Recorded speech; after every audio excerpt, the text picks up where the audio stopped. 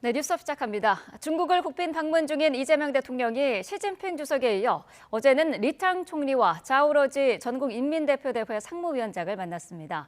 중국 내 권력 서열 2, 3위인 최고위급 인사들과 한중 관계 발전 의지를 재확인했습니다. 강진원 기자가 보도합니다. 시진핑 중국 국가주석과의 한중 정상회담 다음 날, 이재명 대통령은 시 주석에 이어 2인자로 꼽히는 리창 총리와 대면했습니다. 중국의 행정부인 국무원을 총괄하는 핵심 인사에게 양국 관계 복원 의지를 거듭 내비쳤습니다. 올해를 한중 관계 전면 복원의 원년으로 삼고 한중 관계 발전을 되돌릴 수 없는 시대적 흐름으로 공고히 하려고 합니다. 리 총리도 중국은 한국과의 관계를 중요한 위치에 두고 있다며 협력의 범위와 깊이를 확대하겠다고 화답했습니다. 我相信随着双方各领域合作的不断推进，一定能够为两国人民带来更多的福祉。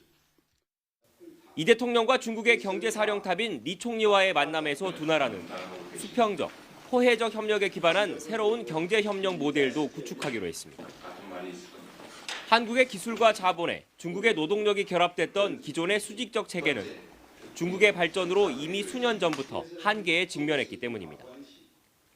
이 대통령은 리창 총리에 앞서선 우리의 국회의장 격인 자오러지 전국인민대표대회 상무위원장을 만났습니다. 권력 서열 3위인 중국의 입법부 수장에게 한중 관계 발전을 위한 적극적인 지지를 당부했고 자오 위원장은 여기에 호응했습니다. 习近平主席和总统先生的战略引领下，中韩关系重回正轨，迎来了新的局面。 중국 최고위 인사들과 한중 전략적 협력 동반자 관계를 더욱 발전시켜야 한다고 뜻을 모은 이 대통령은 베이징을 떠나 상하이로 이동했습니다. 중국의 차기 지도자로 주목받는 천진잉 상하이시 당서기가 주최하는 만찬에 참석해 친분을 쌓고 양국 간 교류 협력의 필요성 등에 공감했습니다. 이 대통령은 상하이에서 한중 벤처 스타트업 서밋 참석과 상하이 임시정부 청사 방문 등의 일정을 소화하고 귀국길에 오릅니다. 상하이에서 YTN 강진원입니다. 이재명 대통령과 시진핑 국가주석의 한중 회담을 두고 여야의 평가는 극과 극으로 엇갈렸습니다. 민주당은 한중 관계 복원에 기틀을 다진 빛나는 실용 외교라고 호평했지만 국민의힘은 빛 좋은 개살구라고 깎아내렸습니다. 박정현 기자입니다. 이재명 대통령의 새해 첫 정상외교, 한중회담으로 신병란도 시대가 열렸다고 민주당은 추켜 세웠습니다. 과거 고려와 송나라 교역 중심지인 병란도처럼 양국이 이제는 긴장 상태를 넘어 사람과 물자, 나아가 가치와 신뢰를 주고받는 관계로 재정립됐다고 밝혔습니다. 한중 정상 부부가 격이 없이 어우러져 시진핑 주석에게서 선물 받은 샤오미 폰으로 셀카를 찍는 모습은 한중 관계가 일상으로 되돌아왔음을 보여주는 상징적인 장면이었습니다. 지난 수년간 정체됐던 한중 관계 복원의 분기점이 됐다는 평가인데 경제협력과 한한령 완화 등 성과도 강조하며 여당도 든든히 지원하겠다고 약속했습니다. 경제협력과 한한령 완화, 한반도 평화 증진을 위한 새로운 물꼬를 텄다는 점에서 의미가 큽니다. 한중 정상회담의 성과가 실제로 구현될 수 있도록 최선을 다해 뒷받침하겠습니다. 국민의힘은 한마디로 빛 좋은 개살구이자 이벤트성 빈손회담이라고 평가절하했습니다. 민주당이 성과로 내세우는 다수의 MOU는 뒷받침할 공동 성명조차 내지 못했고 한한령과 서해 구조물, 북한 비핵화 등 핵심 현안에는 이렇다 할 답도 못 얻었다면서 새해 벽두부터 호들갑되며 방중할 필요가 있었느냐고 물음표를 띄웠습니다. 한중 관계 전면 복원의 원년으로 삼겠다고까지 말했지만 공동성명은 없었습니다. 또다시 공동성명이 필요 없을 정도로 너무 잘된 회담을 했다고 반복하는 것은 아닌지 궁금합니다. 오히려 중국으로부터 줄 잘 서라는 경고나 듣고 온 격이라며 굴종 외교라고 비판했습니다. 다시 말해서 줄을 잘 서라는 경고만 듣고 돌아온 회담으로 냉혹한 현실을 외면한 채 막연한 선의에 기댄 저자세 굴종 외교는 위험한 몽상일 뿐입니다.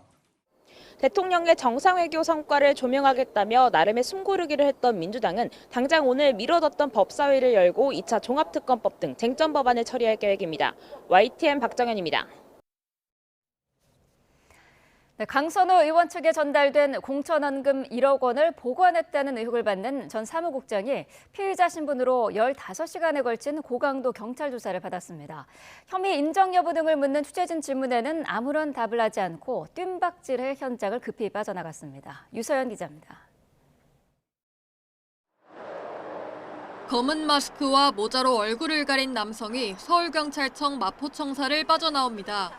김경 서울시 의원이 강선우 의원에게 공천 대가로 건넨 현금 1억 원을 직접 보관한 인물로 지목된 강 의원의 전직 사무국장 A씨입니다. 어제 아침 7시부터 15시간 넘게 이어진 고강도 조사를 마치고 모습을 드러낸 A씨는 취재진을 피해 빠른 속도로 달려 현장을 빠져나갔습니다. 시의원한테 1억 받으신 거 맞습니까? 김경 시의원한테 1억 받고 보관하신 거 맞습니까? 정치자금법 위반 혐의를 받는 A씨는 지난 2022년 지방선거를 앞두고 김 시의원이 강 의원 측에 건넨 공천원금 1억 원을 받아 보관한 인물로 지목됐습니다. 최근 언론에 공개된 강선우, 김병기 의원의 녹취에도 등장합니다. 어쨌든 그 1억 이렇게 그 돈을 갖다가 받은 걸 지금 사무국장이 그러니까 보관하고 있었다는 거 아닙니까? 앞서 강 의원은 자신의 SNS에서 A씨에게 보고를 받기 전에는 돈을 받은 사실도 몰랐고 돈을 요구한 적도 없었다며 사실상 A씨가 금품을 받아 보관하고 있었다는 취지로 해명했습니다. 경찰은 A씨를 상대로 1억 원을 실제로 받아 보관했는지 강 의원이 반환을 지시했는지 등을 추궁한 거로 전해졌습니다. 경찰은 어제 1억 원을 수수한 혐의 등으로 강 의원을 고발한 김태우 전 강서구청장에 대한 고발인 조사도 진행했습니다. 공천원금 의혹의 핵심 피의자와 고발인에 대한 조사까지 같은 날 이루어지면서 강 의원에 대한 압수수색 등 강제 수사도 초읽기에 들어갔다는 분석이 나옵니다. 다만 지난달 사건 배당과 동시에 미국으로 출국했던 김 시의원은 아직 돌아오지 않은 상태입니다.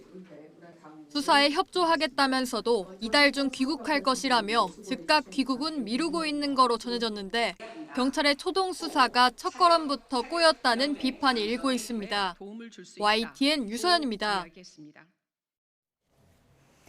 네, 경찰은 김병기 의원이 아들의 대학 편입에 보조 아젠드를 총동원했다는 의혹도 들여다보고 있습니다. 편입 과정에 특혜가 있었던 것 아니냐는 의혹에 대해 숭실대 측은 학사 운영 과정에 문제가 없었다는 입장을 밝혔습니다. 김희영 기자가 보도합니다. 서울경찰청 공공범죄수사대는 최근 민주당 김병기 의원의 전 보좌진 2명을 참고인 신분으로 불러 조사하면서 김 의원 차남의 대학 편입 청탁 의혹에 관해서도 질문한 것으로 파악됐습니다. 전 보좌진은 지난해 11월 서울 동작서에 출석해서도 관련 내용을 진술했는데 당시 진술서를 보면 전 보좌진은 김 의원이 지난 2021년 말 다른 보좌진과 함께 숭실대학교를 찾아 총장을 만났고 그 자리에서 차남의 편입 이야기를 꺼냈다고 들었다고 말했습니다. 이후 지역구 구의원과 의원실 보좌진이 함께 학교를 다시 찾아가 당시 대외협력처장 등을 만나 편입 과정을 안내받은 것으로 전해졌습니다. 전 보좌진은 김 의원 차남 편입이 하나의 업무가 됐고 관련 자료 조사를 위해 의정활동에 써야 하는 국회 의정자료 유통 시스템까지 활용했다고 진술했습니다. 결국 김 의원의 차남은 이 학교에 있는 계약학과 편입에 성공했는데 특정 조건을 갖춘 업체에서 근무해야 한다는 편입 요건 충족을 위해 김 의원이 취업 청탁을 했고 그마저도 제대로 일하지 않았다는 주장도 나왔습니다. 숭실대학교 측은 YTN에 김 의원 아들의 편입 여부에 대해서도 확인해 줄 수 없다고 말했는데 다니셨는지만 여쭤보려고. 김병기 의원. 저는 다른 걸 말씀드릴 수 있는 게 없어요. 모든 거는 다 네. 똑같은 시간 해주시면 좋을 것 같아요. 만약 유력 정치인의 부적절한 언급, 청탁, 요청 등이 있었다면 적절히 회피하거나 법과 상식에 울타리 안에서 가능한 방법으로 조처했을 거라며 학사 운영에도 문제점은 없었다는 입장을 밝혔습니다. 김 의원 측은 편입 과정에 어떤 불법도 없었다는 입장을 유지하는 가운데 경찰이 조만간 숭실대학교를 상대로도 강제 수사에 나설 거란 전망이 나옵니다. YTN 김희영입니다. 공천 헌금 사태 직격탄을 맞은 민주당에서는 김병기 전 원내대표가 선당 후사 정신으로 탈당해야 한다는 목소리가 커지고 있습니다. 국민의힘은 특검을 수용하고 의혹 관련자들은 모두 출국 금지해야 한다고 압박했습니다. 강민경 기자입니다. 김병기 전 원내대표가 사퇴하고 꼭 일주일 만에 처음 열린 민주당 원내대책회의. 입장하자마자 굳은 표정으로 90도 허리를 숙인 문진석 원내대표 직무대행은 지도부를 대신해 진심으로 사과한다고 말문을 열었습니다. 정치는 국민의 신뢰가 무너지면 한 발자국도 나갈 수 없습니다. 그 가장 기본적인 원칙을 다시금 마음에 깊이 새깁니다. 심기일전하겠다, 더 낮은 자세로 임하겠다며 개혁법안 처리와 민생 살리기에 당력을 쏟겠다고 약속했습니다. 공천 헌금 악재가 당 전체로 퍼지지 않도록 안간힘을 쓰는 모습입니다. 정청래 대표 역시 10사람이 지켜도 도둑 한 명을 막기 어렵듯 음습한 일은 잡아낼 수 없다고 개인 일탈에 방점을 찍었습니다. 이거는 시스템 에러라기보다는 휴먼 에러에 가깝죠. 지도부는 일단 오는 12일 윤리심판원 결과를 기다려보자고 했지만 김 전 원내대표를 향한 공개 탈당 압박도 고조되고 있습니다. 박지원 의원은 선당 후사, 살신 성인을 언급하며 자진 탈당을 요청했고 나아가 정청래 대표의 징계 결단까지 촉구했습니다. 김 전 원내대표가 탈당은 안 한다고 정면 돌파를 선언한 걸 두고 물밑 여론이 돌아섰다는 분석도 나옵니다. 당에게 가장 부담 안 가는 결정을 스스로 판단하셔서 하실 것이다라고 생각을 하고요. 국민의힘은 사건 관련자 전원에 대한 출국 금지 조치와 함께 특검 도입을 거듭 주장했습니다. 공천 헌금 의혹의 핵심 인사 김경 서울시의원이 미국으로 가버렸다며 경찰의 칼로는 권력형 범죄를 수사할 수 없다고 직격했습니다. 공천 뇌물과 통일교 정교 유착, 검찰의 항소 포기를 묶어 이 특검 1국정조사를 하자고 외쳤습니다. 이재명 정권의 3대 권력형 범죄 게이트 진상규명을 위한 2턱 1조 신속하게 추진해야 합니다. 민주당은 국민의힘이 물귀신 작전을 쓴다며 내란 혐의로 물든 본인들부터 되돌아봐야 한다고 맞받았습니다. 대야 공세로 일종의 반격이 나선 건데 공천 헌금 의혹으로 궁지에 몰린 현 상황부터 타개해야 한다는 지적이 나옵니다. YTN 강민경입니다. 이해훈 기획예산처 장관 후보자가 신고한 재산 175억 원 가운데 아들 셋의 재산은 47억 원에 달합니다. 국민의힘은 금수저 3형제로 명명하고 소득과 세금 등을 살펴보고 있는데 민주당은 이재명 대통령 결정이 옳은 것이 되도록 도와주자고 힘을 실었습니다. 박희재 기자가 보도합니다. 이번에는 증여세 의혹입니다. 이해훈 후보자의 세 아들은 특정 회사 비상장 주식을 800주씩 신고 재산상 10억 3천만 원씩 가지고 있습니다. 두 차례에 걸쳐 증여를 받았고 지난 2021년 증여세를 4,300만 원씩 냈는데 당시 직장도 다니지 않았던 이들이 엄마 찬스를 쓴 것 아니냐는 의혹이 제기됐습니다. 현재 장남과 차남의 재산은 17억 원에 달하고 아직 취업하지 않은 막내도 주식만 12억 원, 삼형제 합쳐 재산 규모는 47억 원이 넘습니다. 국민의힘은 금수저 삼형제의 재산을 어떻게 만들어졌는지 낱낱이 해명하라고 따졌습니다. 2030 보좌진을 돌수저처럼 취급하면서 막말과 고성, 갑질로 대한 장본인입니다. 이해훈 후보자는 경제가 아닌 사익 추구 전문가라면서 인사청문회까지 갈 것도 없이 지명을 철회하라고 요구했습니다. 공직자로서의 자격과 도덕성, 장관으로서의 국정 수행 능력을 의심하게 만드는 사안들입니다. 통합이라는 명분으로 포장됐지만 인사검증이 실패했음을 보여줄 뿐입니다. 민주당은 청문회를 통해 후보자의 자질과 전문성, 각종 의혹을 옹호 아닌 검증하겠다면서 대통령의 탕평 실용주의 인사를 믿어달라고 강조했습니다. 청문회를 통과할 수 있을지 반신반의하면서도 대통령에게 힘을 실어야 한다고 주장했습니다. 막상 시켜보니 일 잘한다는 평가를 듣도록 후보자 본인이 분발해야 한다는 말도 곁들였습니다. 대통령의 결정이 잘된 결정이 되도록, 옳은 결정이 되도록 우리는 도와줘야 된다. 화이팅 하시기 바랍니다. 인사청문회는 오는 19일로 잠정 결정됐는데 재정경제기획위원회 결정에 따라 이틀간 진행될 가능성도 있습니다. 일종의 전향 인사를 놓고 국민의힘은 잔뜩 벼르고 있고 민주당은 비교적 관망하는 모습입니다. 인사청문회까지 보름 정도, 의혹 제기와 해명, 또 새로운 논란이 이어질 것으로 보입니다. YTN 박희재입니다.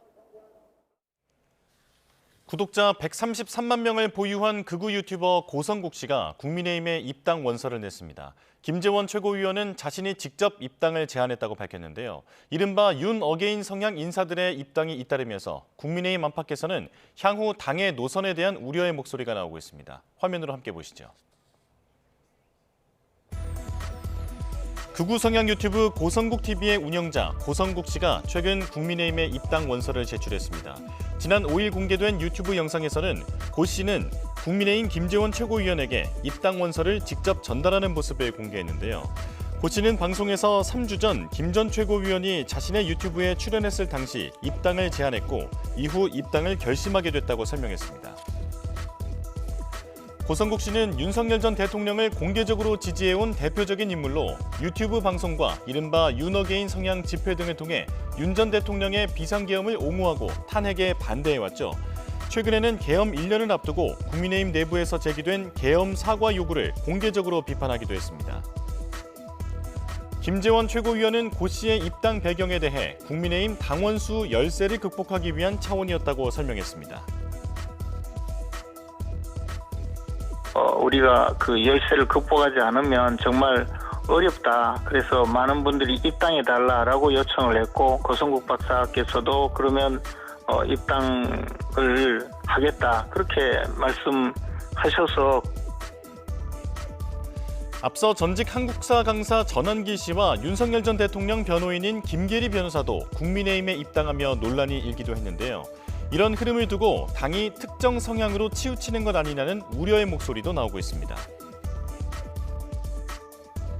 분위기를 한쪽으로 몰아가려는 그런 역할을 시키려고 하는 것이냐 아니면은 그거 아무것도 없이 그냥 갑작스럽게 입당을 했다? 그것도 좀 이해가 잘 안 되거든요. 네. 그래서 당이 굉장히 오른쪽으로 가려는 그런 신호를 지금 장동혁 대표가 마음을 잡았구나. 그래서 좀 걱정은 좀 되죠. 한편 오세훈 서울시장과 안철수 의원은 어제 만찬 회동을 가졌는데요. 이 자리에서 국민의힘의 외연 확장을 위해 윤석열 전 대통령과의 절연이 필요하다는 의견에 모두 동의했다고 밝혔습니다. 이런 가운데 국민의힘 장동혁 대표는 이르면 이번 주 쇄신안 발표를 예고하고 있습니다. 당내 우려의 목소리를 반영한 쇄신안을 내놓을 수 있을까요? 장동혁 대표의 입에 관심이 쏠리고 있습니다. 네, 더불어민주당과 정부가 새해를 맞아 올해 경제 성장 전략을 논의합니다. 조만간 정부가 발표할 2026년 경제 성장 전략에 대해서 당과 최종 점검에 나서는 것으로 보이는데요.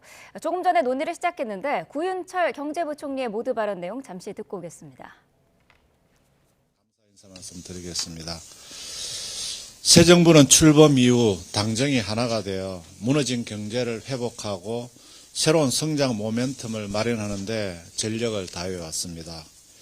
그 결과 작년 3분기 성장률이 15분기 만에 최고치를 달성했고 코스피는 4,000포인트를 넘어서서 어제는 4,500포인트까지 돌파를 했습니다.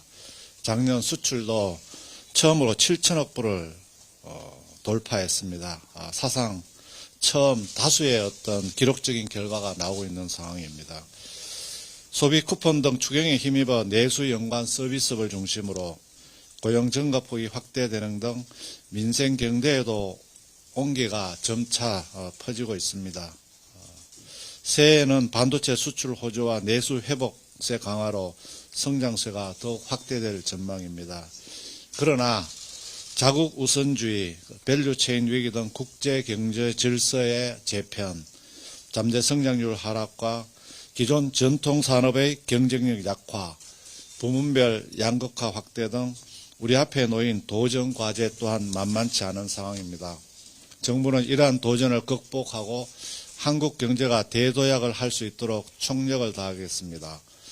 그 첫걸음으로 올해는 경제 대도약 원년으로 만들기 위한 2026년 경제 성장 전략을 마련했습니다.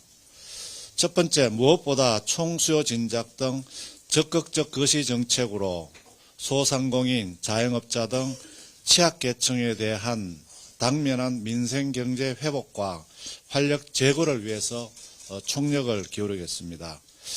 두 번째, 지금 우리 경제는 죽느냐 사느냐의 치열한 글로벌 경쟁 하에서 직면하고 있습니다. 이제는 세계 1등 또는 초혁신 경제를 달성하지 않고서는 이러한 경쟁에서 승리할 수가 없습니다. 정부는 반도체, 방산, 바이오, K컬처 등 국가 전략 산업을 집중 육성하고 AX 전환, GX 전환 등 초혁신 경제를 가속화해서 잠재 성장률 반등을 반드시 이루어내겠습니다. 또한 이러한 성장이 국민 모두의 성장, 지속 가능한 성장, 지역 균형 성장 등 성장 패러다임의 대전환으로 반드시 이어져야 되고 이를 통한 양극화 극복을 해나가겠습니다. 정부는 이를 위해서 총력을 기울일 것입니다. 그러나 정부의 노력만으로는 한계가 있습니다. 여당을 중심으로 국회와 온 국민이 함께 합심해서 나아가도록 하겠습니다. 대한민국 경제 대도약을 위한 노력에 힘을 모아주실 것을 부탁드립니다. 오늘 주신 의견들은 이번 경제성장 전략뿐만 아니라 향후 경제정책 수립 과정에서 최대한 반영하도록 하겠습니다. 감사합니다. 네, 이번에는 정치권 이슈 자세히 살펴보겠습니다. 성치훈 더불어민주당 부대변인, 문종형 국민의힘 미디어 대변인과 함께하겠습니다. 어서 오십시오. 자, 이해훈 기획예산처장관 후보자 매일 새로운 의혹들이 제기되고 있습니다. 재산 문제와 관련해서 아들 3명의 재산만 총 47억 원이 넘는다고 하는데요. 국민의힘이 증여세 문제를 제기하지 않았습니까? 어떤 내용인가요?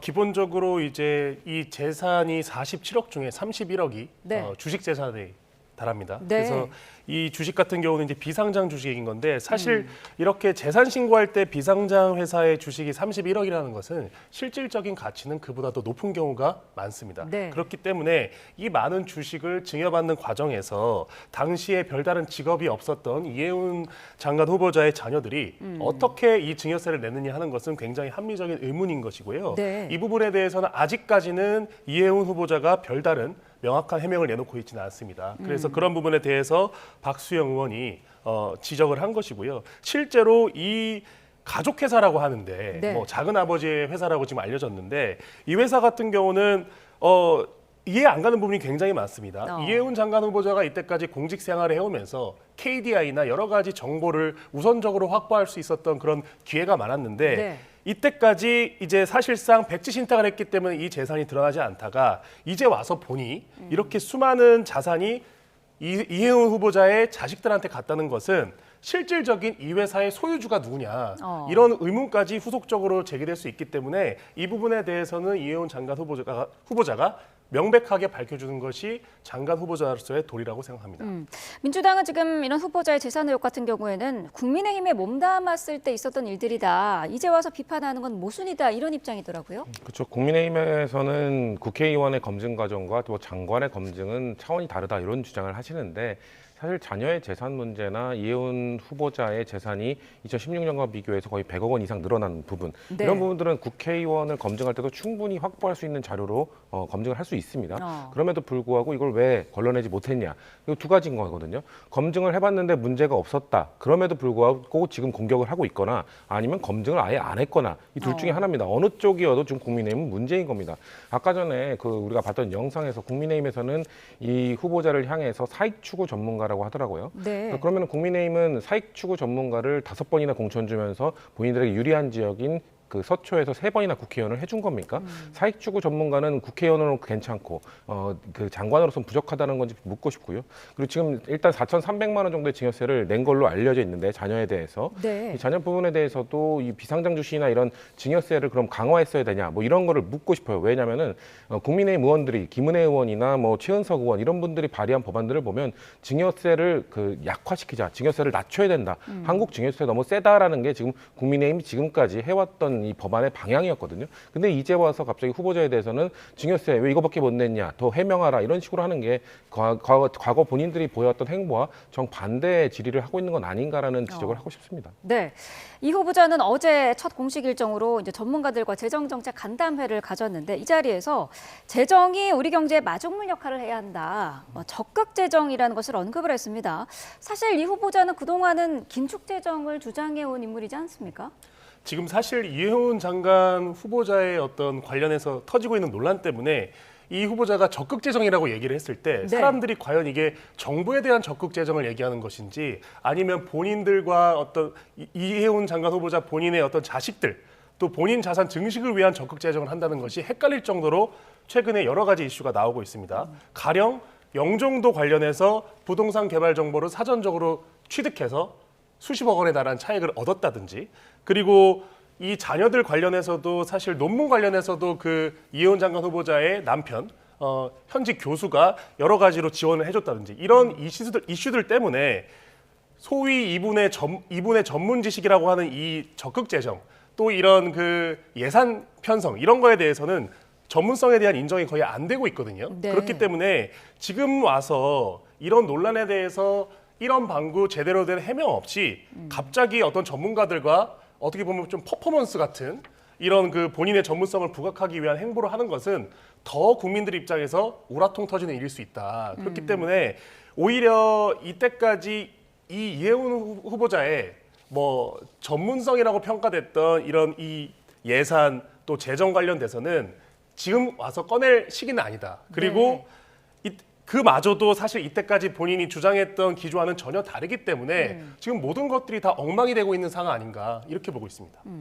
민주당 내에서도 후보자 자진 사퇴해야 된다 뭐 이런 기류가 여전한데 정청래 대표가 어제 대통령의 선택을 믿고 기다려달라라는 언급을 했습니다. 일단 청문회까지는 해봐야 된다라는 입장인 것 같더라고요. 그렇죠. 청문회까지 갈 것 같고요. 왜냐하면은 이 청문회를 통해서는 이제 정책 검증과 도덕성 검증을 보통 두 개 다 하게 되는데 청문회 전에 이렇게 언론을 통해서 밝혀지는 것이나 야당에서 지적하는 부분은 대부분이 도덕성 검증입니다. 그렇기 때문에 지금 이재명 대통령께서 이해훈 후보자를 지명한 목적에는 사실 그 정책적 부분이 많거든요. 그럼 국민들께 청문회를 통해서 한번 들어보자는 겁니다. 왜 이재명 대통령이 왜 이해훈 후보자를 지명했는지, 왜 보수 인사를 지명했는지에 대해서 그래도 한번 설명을 들어보고 그럼에도 불구하고 도덕성 차원에서 좀 문제가 너무 많다. 도저히 이건 방어할 수 없다라고 하면은 뭐 부적격 보고서를 채택할 가능성도 저는 없지 않다고 생각합니다.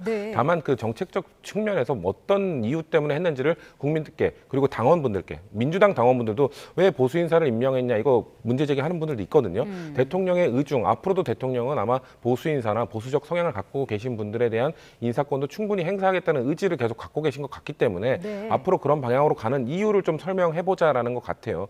아까 그 적극 재정 말한 것도 이해훈 후보자가 그냥 단순히 적극 재정이라고 한 게 아니라 책임 있는 적극 재정을 구현하겠다고 했거든요.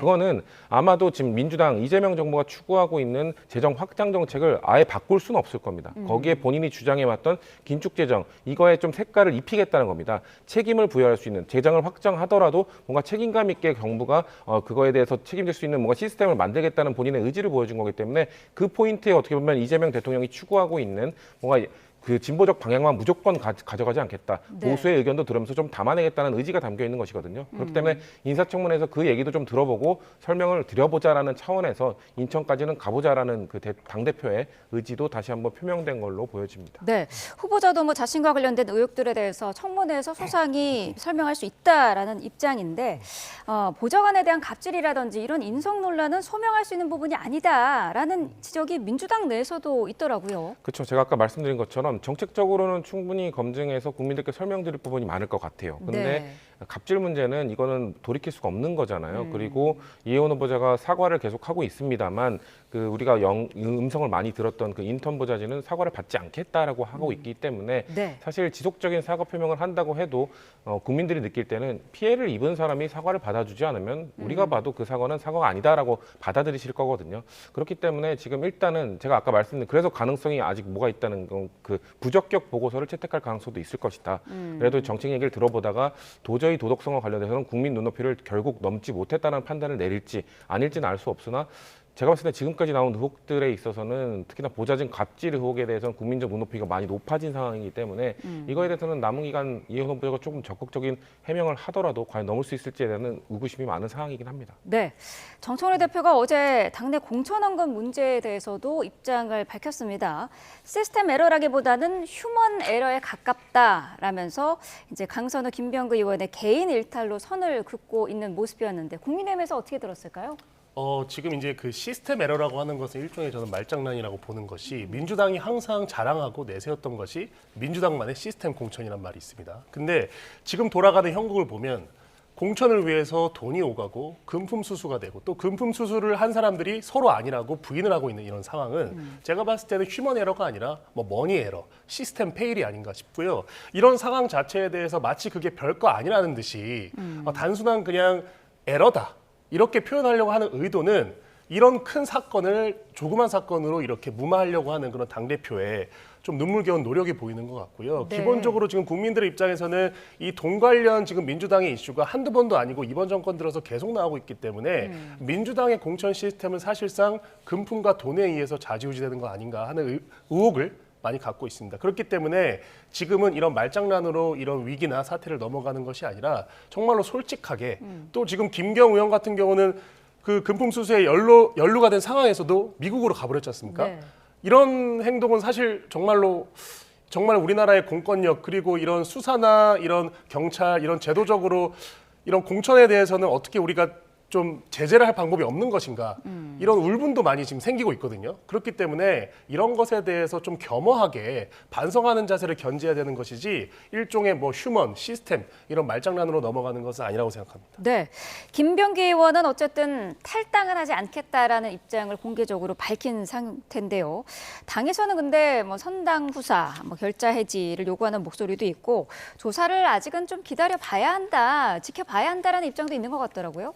근데 저는 선당후사 하셔야 된다고 생각하고요. 네. 박지원 의원께서 잘 말씀을 해주셨는데 박지원 의원이 김병기 의원을 믿는다. 그렇기 때문에 믿기 때문에 오히려 나가서 선당후사에서 나간 다음에 의혹을 해명하고 돌아와라라고 말씀을 하셨거든요. 네. 그런 방향으로 가는 게 맞다고 생각합니다. 왜냐하면 김병기 의원이 방금 말씀하신 것처럼 혹시 수사를 통해서 밝혀내겠다고 하더라도 수사나 혹시나 기소로 이어지고 그리고 재판까지 가면은 그걸 다 밝혀내는데 거의 몇 달이 걸리거든요. 네. 그럼 몇 달이 걸리는 동안 계속해서 민주당은 그리고 이재명 정부는 김병기 전 원내대표와 관련된 의혹에서 자유로울 수가 없습니다. 당을 나간다 하더라도 사실 민주당의 원내대표였기 때문에 민주당 소속이었던 것을 국민들이 모를 리 없고요. 그렇기 때문에 그럼에도 불구하고 당의 부담 그리고 이재명 정부에 대한 부담을 최대한 덜어주기 위해서는 그래도 당적을 내려놓고 나가서 의혹을 해명하는 것이 그래도 당으로부터 공천을 받고 원내대표까지 했던 사람의 책임감 있는 모습이 아니냐라는 당내 여론이 좀 더 많은 걸로 알고 있습니다. 박지원 의원은 정청래 대표에게도 결단이 필요하다라는 말도 했던데 만약에 김병기 의원이 끝까지 탈당의 의사를 밝히지 않으면 당 차원에서도 조치를 취할 가능성이 있을까요? 일단 김병기 전 원내대표에 대한 징계를 12일 날 일단 진행을 할 예정이기 때문에 네. 아마 박지원 의원은 당대표가 좀 의지를 갖고 좀 강한 수위의 징계까지도 고려를 해야 된다는 말씀으로 보여집니다. 네. 아까 민주당이 이런 것들을 그냥 아주 작은 사안으로 치부하고 넘어가려고만 한다고 지적하셨는데 사실 강선우 의원에 대해서는 탈당을 했음에도 불구하고 제명 조치 다시 돌아올 수 없도록 그 다리를 불살라 버렸거든요. 그런 조치처럼 김병기 전 원내대표에 대해서도 아마 저는 강한 징계가 있지 않을까. 그거에 대해서 박지원 원내대표는 사실 박지원 의원은 정청래 대표가 좀 부담스러울 수 있거든요. 그래도 전직 원내대표 그리고 원내대표 시절에 또 본인과 약간의 갈등도 있었던 사람에 대해서 징계를 내리는 것 자체가 좀 부담스러울 수 있는데 그거에 대해서 좀 힘을 실어주는 발언이라고 저는 봤습니다. 네. 자, 어제는 강선우 의원의 전직 보좌관이 경찰 조사를 받았습니다. 김경 서울시 의원으로부터 1억 원을 받아서 보관한 인물로 알려져 있는데 정작 본인은 받은 적도 없고 보관한 적도 없다라고 경찰에 진술한 것으로 알려졌어요. 어떻게 봐야 될까요? 지금 당사자들의 의견이 엇갈리고 있거든요. 그러니까 전형적으로 이제 어떤 배달 사고가 났을 때 이제 돈을 준 사람과 받은 사람의 의견이 불일치하는 이런 지금 경우를 저는 보고 있는 것 같고요. 사실 이제 이 사건이 가장 터졌을 때 처음 우리가 들은 것은 녹취록이었습니다. 네. 돈을 받았는데 어떡하냐, 큰일 났다. 눈물을 흘리면서 강선 의원이 김병기 원내대표한테 어떻게 보면 그런 절박한 호소를 하는 그런 녹취록이 이미 드러났기 때문에 누가 봐도 국민들 중에 이 녹취록을 듣고 강선우 의원이 어떤 식으로도 돈을 수치 안 했다고 생각하는 국민은 없을 겁니다. 그런 상황 속에서 일종의 뭐 보좌관이라든지 또는 이 돈을 전달한 어떤 그 보좌진이 뭐 받지 않았다 안 받았다는 중요한 포인트는 아닌 것 같고요. 네. 적어도 김병기 원내대표와 강선우 의원 간에 이 돈이 우리한테 들어왔다라는 것은 상호 간에 인지가 되어 있습니다. 그렇기 때문에 그 후속적으로 이제 수사가 시작되고 국민들한테 이 녹취가 알려지니까 이제 와서 나는 몰랐고 뭐 누가 새로운 제3의 인물이 등장해서 그 사람이 가져갔다더라. 이런 식으로 전형적인 책임 회피를 하고 있다. 그래서 지금 당장 경찰 수사만 믿고 이 적나라하게 드러난 이 공천 카르텔 또 공천 이 부정에 대해서 우리가 손 놓고 있어야 되냐 이런 것은 아니고 어떻게 보면 조금 더 강한 수사 시스템과 또 제도로 좀 명명백백히 밝히는 것이 중요하다고 봅니다. 네, 그러니까요. 말씀하신 것처럼 녹취를 들어보면은 강선우, 김병기 의원의 대화 사이에서 어쨌든 돈이 오간 것은 맞다라고 보는 게 사실 맞는 것 같은데 지금 진술들이 이렇게 달라지고 있는 내용을 민주당에서는 어떻게 보고 있을까요? 사실 저희는 배신감이 매우 큰 상황이고요. 네. 준 사람도 안 줬다, 받은 사람도 안 받았다고 하더라도 만약에 그 주장을 지금 뭔가 설득력 있게 얘기하려면 그 돈을 받았다고 하는 그 보좌관을 즉시 해임을 시켰어야 되고요. 그리고 김경시 의원은 공천을 받지 못했어야 됩니다. 만약에 그런 결과가 남아있다면 그거에 대해서 단호하게 조치를 취했구나라고 우리가 인지를 하고 지금 강선우 의원이 주장하는 걸 받아들일 수 있었겠죠. 근데 단수 공천을 받았고 그리고 심지어 그 부적격 판단을 받았다가 뒤집히고 단수 공천을 받았기 때문에 아무리 지금 안 받았다, 주지 않았다 서로 양측에서 주장을 한다 하더라도 이건 쉽지 않을 거라고 보고 있고요. 그렇기 때문에 민주당은 이 사안에 대해서 경찰이 엄정하게 수사를 해줄 거라고 믿고 있습니다. 왜냐면은 사실 아까 말씀하신 것처럼 녹취록을 폭로한 게 전직 보좌진들이잖아요. 근데 전직 보좌진들이 주장한 바에 따르면 당시에 경찰 출신이었던 국민의힘 의원이 그 동작 서장에게 전화를 해줘서 이게 무마되었다라는 주장도 하고 있거든요. 네. 그렇기 때문에 만약 이 부분에 대해서 경찰이 정말 자신들의 이런 명예를 회복하기 위해서는 사활을 걸고 이걸 수사를 해야 되거든요. 그렇기 때문에 저는 경찰들이 충분히 이거에 대한 성과, 국민들이 알만한 납득할 만한 그 성과를 좀 낼 거라고 저는 기다리고 있습니다. 그러면은 지금 국민의힘이 주장하는 특검은 필요 없다라고 보고 계시는 제가 건가요? 말씀드린 것처럼 경찰은 사활을 걸 겁니다. 본인들 네. 올해 그리고 검찰이 지금 해체되면서 경찰의 역할이 더 중요해졌고 그러기 위해서는 국민들께 경찰이 이만큼 잘 해낼 수 있습니다라는 신뢰를 드려야 되는데 제가 아까 말씀드린 것처럼 경찰 출신 의원의 전화 한 통으로 무마됐다는 의혹이 있는데 이거 괜찮아? 이거 제대로 들여다볼 수 있겠어라는 지금 또 의혹이 더해졌습니다. 그럼 경찰이 이것만큼은 정말 본인들의 명운을 걸고 저는 수사를 할 거라고 보고 있기 때문에 수사 결과를 보고 국민들께서 의혹을 가지신 만한 이거밖에 안 했어라고 하실 때 저는 특검을 주장해야 된다고 보기 때문에 네. 아직까지는 경찰의 수사 결과를 지켜볼 필요가 있다라고 생각합니다.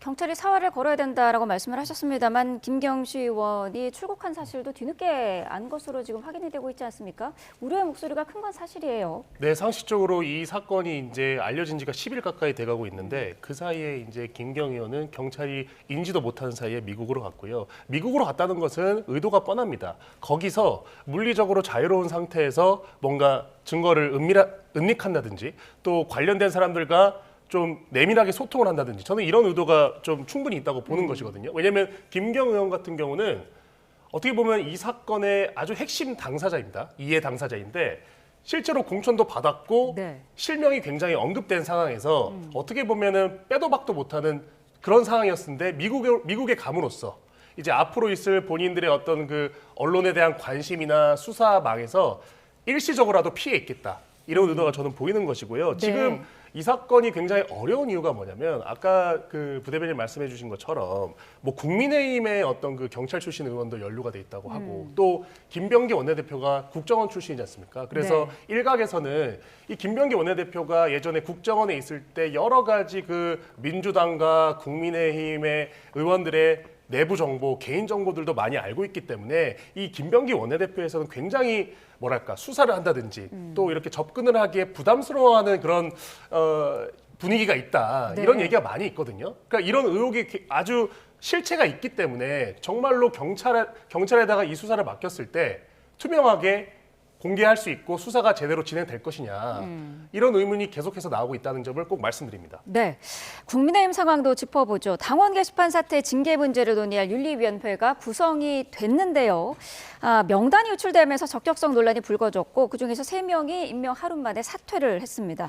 이 명단이 어떻게 공개됐는지는 파악이 됐습니까? 네, 이 명단이 이제 공개된 경위는 네. 이제 알려진 바로는 이제 일부 그 단톡방에서 이제 한동훈 전 대표와 굉장히 친하다고 알려진 의원 한두 명이 이 사건에 대해서 또 이 의원 개개인의 신상에 대해서 공개적으로 뭐랄까 조금 이제 정보 요구를 한 것이고 이 정보 요구한 상황이 이제 기자들을 통해서 알려지면서 이렇게 언론에 공개된 것으로 알고 있는데요. 네. 사실은 이제 이 윤리위원 같은 경우는 당원 당규에 나와 있지는 않지만 관례상 공개를 할 때도 있고 비공개를 할 때도 있었습니다. 그러니까 뭐 이게 당 대표가 바뀔 때마다 꼭 뭐 이렇게 정해진 어떤 그런 관례가 있었던 건 아닌데 이번에는 어찌됐든 간에 이 당원들도 아니고 뭐랄까 정치인들도 아니기 때문에 윤리위원장에 대한 정보만 공개하자 해놓고 그렇게 언론 보도자료가 나갔음에도 불구하고 정치적인 의도를 가지고 이 윤리위원들의 확인되지 않은 예전 어떤 그 행실이나 이런 그 업무상의 어떤 이슈에 대해서 의도를 갖고 저는 흘렸다 이렇게 보는 것이고 실제로 그 결과로서 윤리위원들 3명이 사임 의사를 밝혔습니다. 네. 그리고 저희 당은 그에 맞춰서 윤리위원장 선임은 이제 예정대로 될 거기 때문에 새로운 그 3명에 대해서는 새로운 이제 인원들에 대해서 임명할 거라고 저희가 1월 8일에 이제 공지가 예정된 상황이기 때문에 네. 이 부분에 대해서는 어떤 하나의 어떤 에피소드 또 어떤 그 사고였다 이렇게 보고 있습니다. 하나의 에피소드 사고였다고 하셨는데 친한계에서는 어쨌든 명단을 보고 이게 인선이 잘못됐다라는 주장을 하고 있고요. 지금 지도부 측에서는 이런 친한계 공격은 심각한 해당 행위다라는 주장을 하고 있습니다. 당내 갈등이 계속해서 심화되고 있는 것 같은데 민주당에서 보시기엔 어땠습니까? 지금 아마 그런 해당 발언이 또 나왔다는 거는 그 발언한 분들 또 징계받을 수도 있는 상황이 되고 있는 것이거든요. 네. 사실 윤리위원이 어떤 과거를 갖고 있냐 그건 중요하지 않은 것 같아요. 사실 저는 결론을 정해놓고 달려가고 있는 거라고 보기 때문에 한동훈 전 대표에 대한 징계의 명분이 뭘지가 저는 상당히 궁금합니다. 네. 정말 관리 책임 뭔가 당대표가 익명 게시판 관리를 못했기 때문에 처벌을 받는 건지 아니면 가족들이 아이디를 뭔가 쓰는 거 사실 가족들을 불러서 조사도 안 했잖아요. 그러면은 지금 국민의힘이 주장하는 거는 다른 사람의 아이디를 도용했다. 이거 도용한 거 밝히지도 못했거든요. 똑같은 IP에서 사용했다. 한 가족이 같은 IP, 같은 컴퓨터로 접속할 수도 있는 것 아니겠습니까? 그렇기 때문에 사실 징계의 명분이 명확하지 않은 상황에서 어떻게든 징계를 정해놓고 달려가고 있는 상황이기 때문에 저는 그 징계위원을 누구로 바꾸냐, 윤리위원을 누구로 바꾸냐 이런 건 별로 중요하지 않은 것 같고요. 그래서 결국 한동훈 대표를 어떤 명분으로 징계하느냐가 밝혀졌을 때 국민들이 과연 그거를 공감할 수 있을 것인가 저는 아닐 거라고 보기 때문에 그럼에도 불구하고 이거를 강행하는 장동혁 지도부의 모습을 국민들께서 아마 참 안타깝게 바라볼 거라는 말씀 드리겠습니다. 네, 내일 윤리위원장이 정식 임명이 되고 장동혁 대표의 쇄신안도 내일쯤 발표될 것으로 보이는데 쇄신 결집을 할 수 있겠느냐에 대해서는 당 내에서도 우려의 목소리가 있는 것 같거든요. 그런 우려를 조금 더 확산시키려는 세력이 분명히 있습니다. 제가 봤을 때는. 그러니까 지금 이 윤리위원 선임 같은 경우에도 대부분 다 가짜 뉴스 또 확인되지 않은 정보를 통해서 인신 공격을 한 다음에 이슈를 만들어서 결국 사임을 시킨 것이거든요. 그리고 이런 거에 대해서 지금 언론에 나와서 전파하는 그런 의원들의 면면을 보면 결국 한동훈 전 대표와 친밀한 사이를 유지하는 의원들이 대부분입니다. 그리고 실제로도 이제 당무감사위에서 한동훈 전 대표의 어떤 그런 여론 조작과 관련된 혐의가 이미 구체적으로 밝혀졌기 때문에 윤리위에 간다면 이 사건이 윤리위에 간다면 어느 정도 중징계를 예상을 하고 있는 것 같습니다. 그렇기 때문에 이 특정 계파 성향을 띤 의원들 중심으로 이런 식으로 윤리위의 어떤 권위를 의도적으로 낮추려고 하는 액션이 최근에 진행되는 것이고 지금 국민의힘이 이제 100만 당원 시대입니다.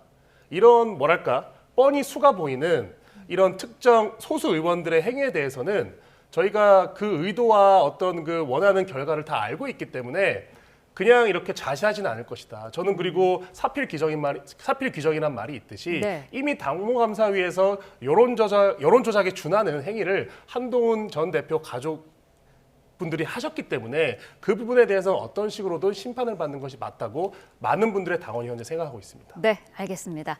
자, 오늘 두 분 말씀은 여기까지 듣겠습니다. 성치훈 더불어민주당 부대변인, 문종형 국민의힘 미디어 대변인과 함께했습니다. 고맙습니다.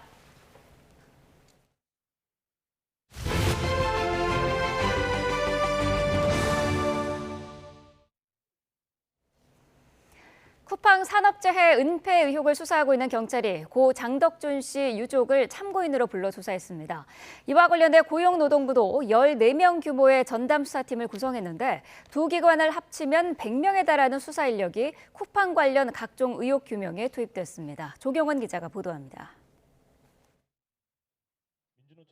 지난 2020년 물류센터에서 일하다 숨진 노동자 고 장덕준 씨와 관련한 쿠팡의 산업재해 은폐 의혹을 수사하는 경찰이 고발인인 전국택배노동조합 측을 불러 조사했습니다.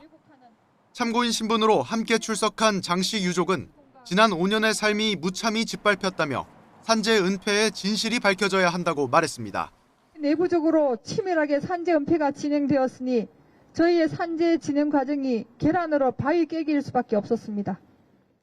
앞서 쿠팡 측은 근로복지공단에서 장 씨의 죽음을 과로로 인한 산재로 인정한 뒤에도 무리한 다이어트가 사망 원인이라고 주장했는데 김범석 쿠팡 INC 의장이 장 씨가 열심히 일한 기록이 남지 않도록 하라고 지시한 메신저 내용이 폭로된 데 이어 쿠팡 직원들이 장 씨의 모습이 담긴 CCTV 영상을 보며 논의하는 듯한 사진까지 공개되며 쿠팡이 조직적으로 자료를 조작한 것 아니냐는 의혹까지 불거졌습니다.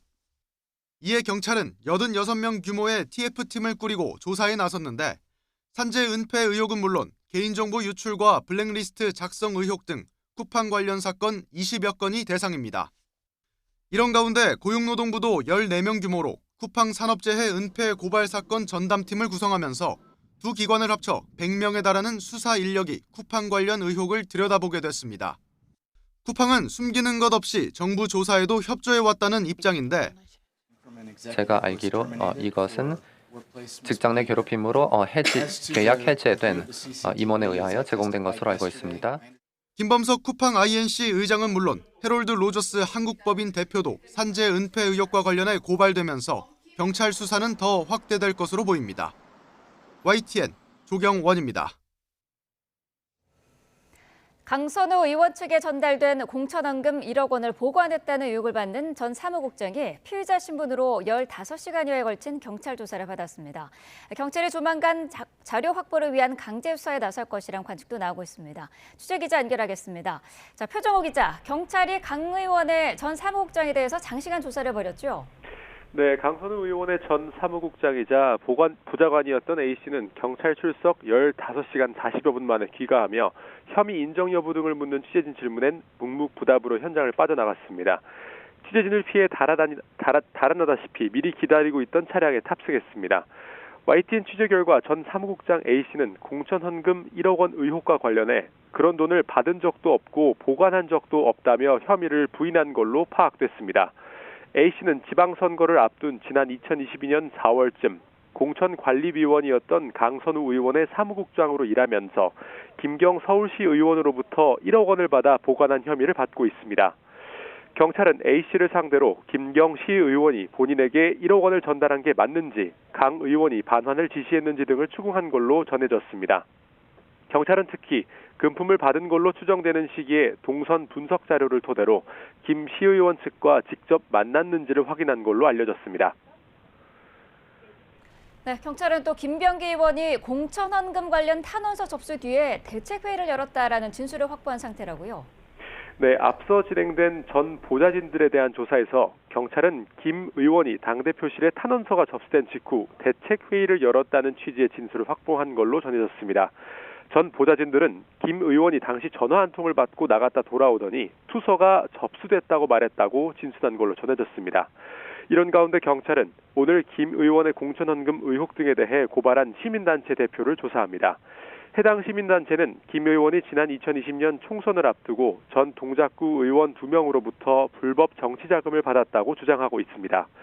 또 당시 이재명 당대표의 보좌관이었던 김현지 청와대 제1부속실장이 이 같은 내용이 담긴 탄원서를 받고도 묵인했다며 함께 고발했습니다.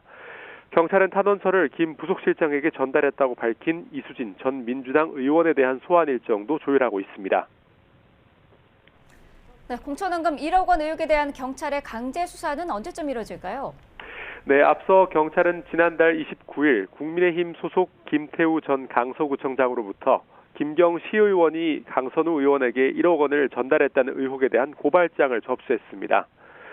경찰이 고발장을 접수한 지 열흘째지만 아직 자료 확보를 위한 강제 수사에는 착수하지 않고 있는데요. 경찰이 주요 사건 관계자 소환을 이어가고 있는 가운데 조만간 자료 확보를 위해 압수수색에 나설 것이란 예상이 나옵니다. 앞서 지난달 31일 김 시의원은 고발 접수 이틀 만에 수사기관에 제재 없이 출국해 논란이 일었습니다. 지금까지 사회부에서 YTN 표정우입니다. 베네수엘라 정부가 지난 3일 미국의 공격으로 최소한 56명이 숨졌다고 발표했습니다. 미국엔 전쟁 범죄라며 본격적인 수사를 선언하고 니콜라스 마두로 대통령 부부의 즉각 석방을 요구하는 등 본격적인 대응에 들어갔습니다. 신웅진 기자의 보도입니다. 베네수엘라 수도 카라카스에서 열린 미국 규탄 집회입니다. 내무부 장관 디오스다도 카벨로가 한복판에서 시민들을 독려하며 신정부 시위를 이끌었습니다. 델시 로드리게스 부통령이 임시 대통령으로 취임한 지 하루 만에 강요들이 움직이기 시작했습니다. 베네수엘라군은 최소 24명의 보안군이 숨졌다고 발표해 공식 사망자 수는 최소 56명으로 늘어났습니다. 이 수치에는 쿠바 군인과 경찰 32명이 포함된 것으로 보입니다. 외신 보도에 따르면 상당수의 민간인이 목숨을 잃었지만 정확한 수는 아직 확인되지 않았습니다. 베네수엘라 정부는 미국의 공격을 전쟁 범죄로 규정하고 수사에 착수할 것이라고 밝혔습니다. Que nosotros hemos designado como Ministerio Público a 3 fiscales para investigar las decenas de bajas inocentes, civiles y militares ocurridas en medio de este crimen de guerra, de esta agresión inusitada contra la patria venezolana. 베네수엘라 법무장관은 재임 중인 국가원수는 절대적인 개인 면책 특권을 가져 체포되거나 외국 법원에서 재판받을 수 없다며 마두로 대통령 부부를 즉각 석방하라고 미국에 요구했습니다. Exijo de manera inmediata la libertad sin condiciones, tanto del ciudadano presidente como de la primera dama Cilia Flores. 국제기구를 향해서도 미국에 대한 비난을 넘어 국제법에 따른 적절한 조치를 촉구했습니다. YTN 신웅진입니다. 트럼프 행정부는 마두로 베네수엘라 대통령 체포 뒤 서반구에 대한 장악 의지를 노골적으로 피력하고 있습니다. 미 의회에서는 트럼프 행정부의 독단적인 군사력을 저지하려는 움직임이 속도를 내고 있습니다. 워싱턴에서 신윤정 특파원입니다. 미국의 외교 담당 부처인 국무부가 소셜미디어에 트럼프 대통령 사진과 이것은 우리의 반구라는 글귀가 적힌 이미지를 올렸습니다. 트럼프 대통령은 우리의 안보가 위협받는 것을 허용하지 않을 것이라는 글도 덧붙였습니다. 트럼프 2기 행정부는 19세기 멀로주의의 트럼프 버전인 돈로주의를 내세울 정도로 서반구 장악력 강화 의지를 분명히 드러내왔습니다. 중남미 대륙 전체에서 중국과 러시아, 이란 등 적대 세력의 영향력을 완전히 축출하겠다는 패권 장악 의지를 천명한 것으로 풀이됩니다. Under our new national security strategy, American dominance in the Western Hemisphere will never be questioned again. 마코 루비오 국무장관 등은 전날 밤 연방 상하원 지도부를 직접 만나 마두로 베네수엘라 대통령 체포 작전에 대해 비공개 브리핑을 진행했지만 논란은 수그러들지 않고 있습니다. 미 의회에선 민주당을 중심으로 사전 승인은 물론 통보조차 없었던 군사행동은 불법 행위를 넘어 독재적 행보라며 강하게 반발하고 있습니다. 그러면서 트럼프 행정부의 서반구 패권 장악 움직임도 비판했습니다. When the United States engages in this kind of regime change and so-called nation building, it always ends up hurting the United States.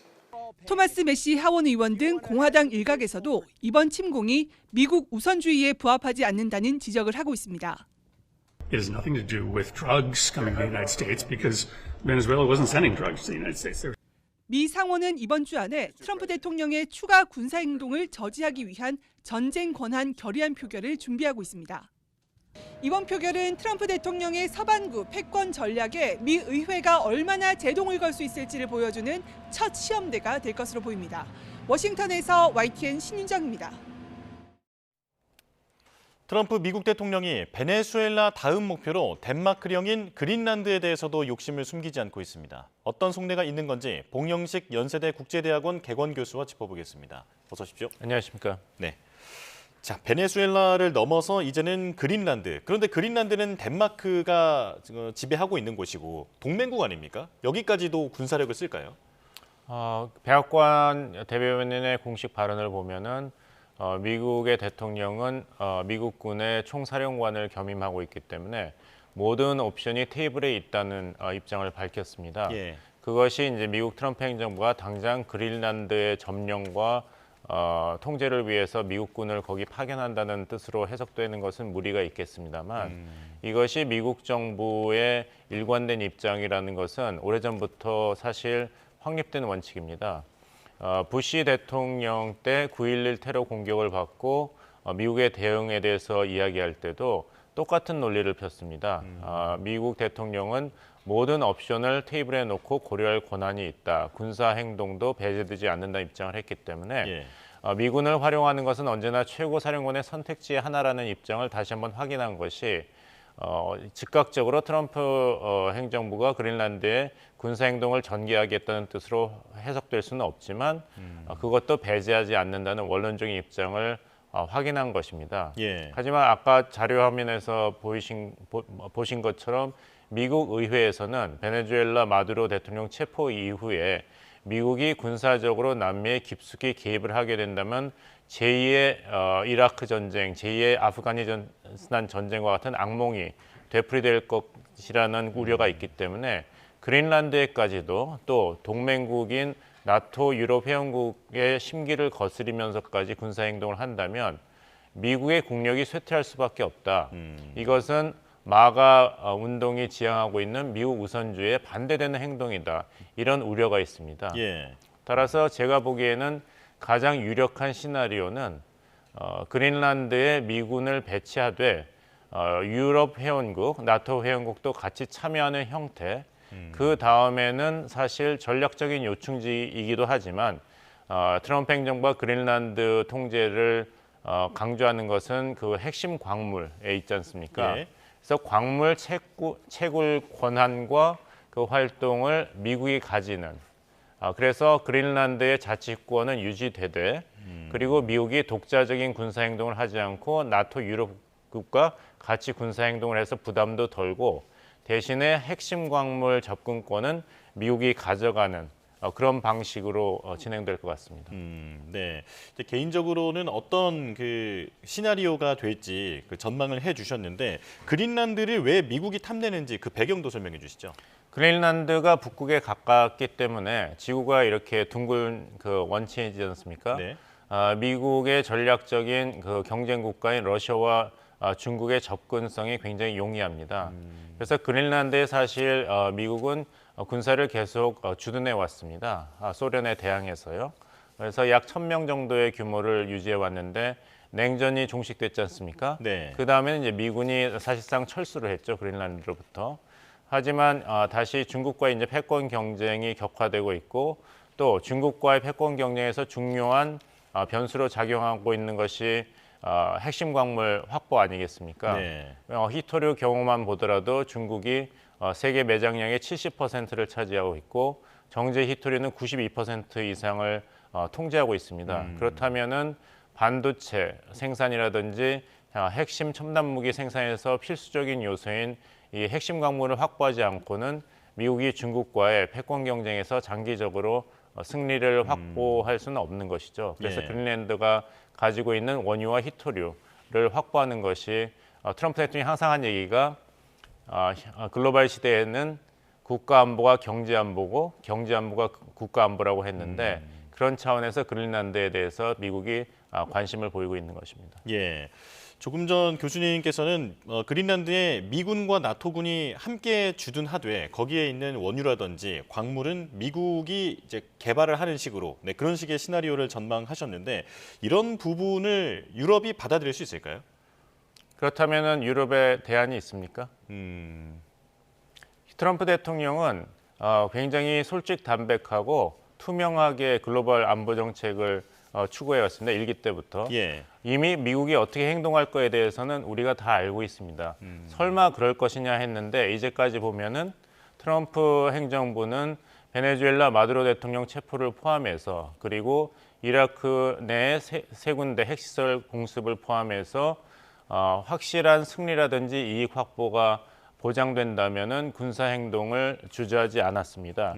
그리고 항상 해결책은 경제적인 해결책을 모색해왔고 예. 미국의 경제 재정 이익을 극대화하는 것을 강조했습니다. 예를 들면은 이스라엘 하마스 분쟁의 해결책도 가자 지구의 팔레스타인인들을 다른 데로 이주시키고 그 지역을 국제적인 휴양지로 만들겠다. 우크라이나와 러시아의 군사 분쟁도 미국이 중재해서 종전시키겠다. 대신에 우크라이나 지역의 광물 채굴권은 미국 기업이 독점한다. 이렇게 됐지 않습니까? 네. 그리고 미국 중재로 아제르바이잔과 아르메니아가 종전을 했을 때 그때 미국이 가져간 것이 양 지역을 연결하는 주요 통로 개발 권리를 미국 기업이 독점적으로 가져가는 것이 조약에 포함됐고 워싱턴 협정을 통해서 콩고와 루안다가 종전을 했을 때도 미국이 그 핵심 광물 접근과 경제 혜택을 양국이 미국에 제공하는 조항이 포함됐습니다. 그러니까 항상 미국이 핵심 광물과 원유 채굴권을 가져가는 것이 미국이 중재하는 평화 협상의 핵심 요소로 작용하고 있기 때문에 나토 유럽 회원국이 미국을 달래서 그린란드의 현 그 주권적 위치 그리고 자주권을 유지하게 하려면은 결국엔 트럼프 행정부가 원하고 있는 미국의 광물 채권, 채굴권과 이익을 어느 정도는 인정을 해줘야만 미국과 타협에 성공할 수 있을 것입니다. 네, 유럽도 아마 받아들일 수밖에는 없을 것이다라는 말씀이신데요. 자, 그런데 지금 최근 트럼프가 보이고 있는 이런 여러 행동들이 그 국가안보전략 NSS라는 문서에 사실상 예고가 되어 있다라는 얘기가 있는데 이게 어떤 내용인지 좀 소개를 해주실까요? 정확하게 말씀하셨습니다. 다시 말씀드립니다마는 트럼프 행정부, 특히 2기는 이미 미국이 어떻게 행동할 것인가에 대해서는 명확하게 입장 표명을 공식적으로 했습니다. 따라서 어떻게 본다면은 설마 하지만 트럼프 행정부 앞으로 어떻게 군사 안보 외교 전략을 펼칠 것인가에 대해서는 우리가 짐작을 할 수가 있습니다. 예. 왜냐하면은 이제 국가 안보 전략, 미국의 안보 전략의 가장 핵심 문서가 발표됐을 때 거기에는 베네수엘라에 대한 이런 군사 행동도 예견이 돼 있었습니다. 비단 이번에 마두로 대통령 체포 이후에 국무부가 이것이 우리의 반구다 이런 포스터를 내기도 전에 그때 국가안보 전략에서는 명확하게 이렇게 얘기했습니다. 서방구가 미국으로의 대규모 이주를 예방하고 억제할 수 있을 정도로 안정적이고 잘 통치되는 상태를 유지하는 것이 미국의 핵심 외교 전략 목표 중에 하나라고 했거든요. 그 차원에서 마루도 정권 축출이 그 결정에 이미 예견된 것이었고 그래야만 서방구 국가들이 미국과 협력해서 불법 이민도 막고 마약 테러라든지 마약 카르텔, 초국가적 범죄도 막을 수 있을 것이다. 거기에 대해서 효과적으로 대응할 것이라는 걸 이미 명시했습니다. 그리고 여기서 비단 남반구 국가들이 미국과 협력할 것을 요구하는데 그치지 않고 한국과 같은 부유하고 강력한 국가도 미국의 이런 새로운 멀로 독트린, 남반구에서의 외교 정책을 지원하라고까지 NSS에 명시했습니다. 뭐라고 했냐면은 미국과 동맹국들은 막대한 해외 자산 및 자본력을 글로벌 사우스 인프라 투자 전략에 활용해야 되고 유럽, 일본, 한국 등 이 나라들이 합쳐서 7조 달러 규모의 순 대외 자산을 보유하고 있기 때문에 이 나라들은 미국과 협력하여서 중국의 포식적 경제 관행에 함께 대항해야 되고 남반부의 안정화에도 투자를 해야 된다고까지 얘기했습니다. 즉 베네수엘라에 대한 군사 행동이 그냥 남반구 장악에만 그치는 것이 아니라 글로벌 전략의 일부로서 작동하고 있기 때문에 한국과 같은 미국이 보기에 능력이 있고 부유한 국가들의 협력과 참여도 앞으로 요구할 것입니다. 사실상 지금 트럼프 정책에 대한 그 사전 설명서 같은 그런 성격을 띠고 있는 문서인데요. 이 부분에 대한 분석도 더 필요해 보입니다. 자, 지금 이재명 대통령이 방중을 하고 이제 오늘 돌아올 예정인데 일본의 반응에 대해서도 좀 짚어보겠습니다. 중국이 일본에 대한 새로운 보복 조치를 발표했는데요. 그러니까 군수용과 또 민간용으로 사용할 수 있는 그런 물자들에 대해서 수출을 금지한다고 합니다. 그런데 이재명 대통령이 국빈 자격으로 중국을 방문한 시점에 지금 이런 조치가 나오다 보니까 중국은 어떤 배경에서 이렇게 대응하고 있는 것이냐 분석이 좀 필요해 보입니다. 그 질문을 바꿔서 한국 입장에서 풀이를 한다면은 왜 2026년도 1월 중국 시진핑 정부가 그 어느 나라보다도 앞서서 한국의 이재명 대통령을 국빈 방문을 하였는가 이것을 살펴봐야 되겠죠. 예. 어떤 특별한 이유가 있었기 때문에 한국을 존중하는 제스처를 보여준 것이라고 봐야겠죠. 그 배경에는 지금 대립각을 세우고 있는 중국과 일본의 대결 양상에서 한국을 중국 쪽으로 끌어들이는 것이 중요해졌기 때문입니다. 예. 이미 발표된 것은 이재명 대통령이 일본의 다카이치 총리와 그 방일에서 정상회담을 가지기로 돼 있죠.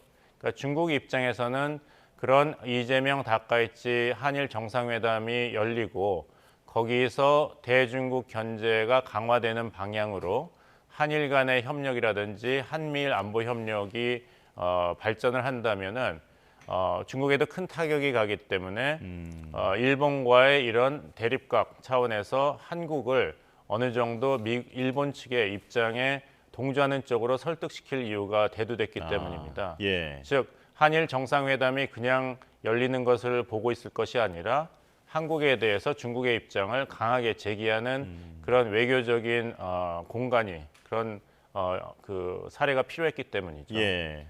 그래서 본다면은 일본 때리기에 한국도 동참하라는 적어도 일본 쪽에서 편을 들지 말라는 메시지를 이번에 전달한 것으로 보이고 그것이 이제 그 시진핑 주석의 메시지도 잘 나와 있죠. 중국은 항상 역사의 올바른 편에 있다. 그 말은 중국이 역사의 올바른 편에 있기 때문에 한국도 좌고우면하지 말고 미국, 일본 쪽을 볼 게 아니라 중국 쪽에 서야 된다. 한국과 중국은 일본의 군국주의 때문에 막대한 피해를 같이 경험한 사례가 있다. 그러니까 같이 힘을 합쳐야 된다. 이런 얘기를 했죠. 예. 하지만 이제 한국의 이재명 정부는 여기에 대해서 무조건적인 중국 편 들기에 대해서는 거리를 두고 있습니다. 사실 보기에 시진핑 주석이 모두 발언에서 이렇게 얘기했죠.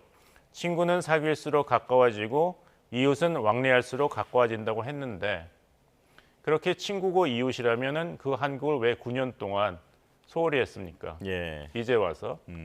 그리고 같이 역사의 올바른 편에서 투쟁을 했다 하는데 그렇다면은 병자호란은 어떻게 되고 6.25 때 중국이 군사 개입을 한 것에 대해서는 시진핑 주석이 왜 아무 얘기도 안 하는지. 시진핑 주석이 제일 반기는 것은 이재명 정부가 윤석열 정부가 아니라는 것입니다. 예. 윤석열 정부 때는 계속해서 미국, 일본 쪽에서 이제 중국 압박에 동조했으니까요. 시진핑 주석이 제일 아쉬운 것은 이재명 정부가 문재인 정부가 아니라는 것입니다. 문재인 정부 때는 3박 4일 국빈방문 때 중국 고인사를 만나지 못하고 10끼 중에 8끼를 혼밥을 했지 않습니까? 그래도 한국은 작은 나라지만 대국 중국의 중국몽에 함께하겠다. 이런 중국의 부드러운 태도를 보였는데 아직 이재명 정부는 그 정도까지는 아니기 때문에 이렇게 중국이 국빈 방문을 초청하는 식으로 이재명 정부 달래기에 나선 것으로 보입니다. 네, 알겠습니다. 여기까지 말씀 듣겠습니다. 봉영식 연세대 국제대학원 개건 교수와 함께했습니다. 고맙습니다.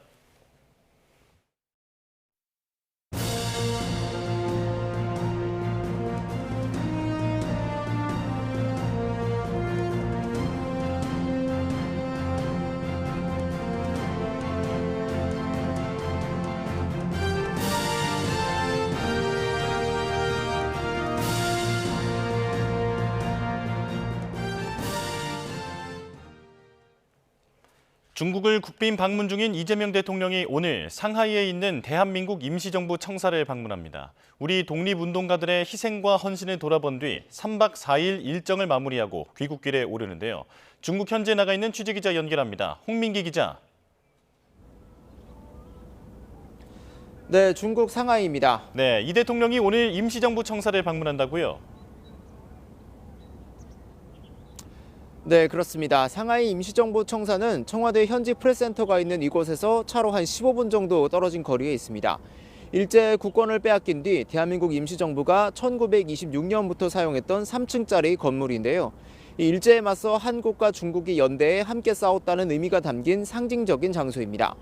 이 대통령은 오늘 방중 마지막 일정으로 이곳을 찾는데요. 지난해 광복 80주년, 올해 김구 선생 탄생 150주년, 또 상하이 임시정부 청사 건립 100주년을 맞아 우리 독립운동가들의 희생과 헌신을 기릴 걸로 보입니다. 이 한중 양국이 국권 회복을 위해 함께했던 역사적인 경험도 기념한다는 게 청와대의 설명입니다.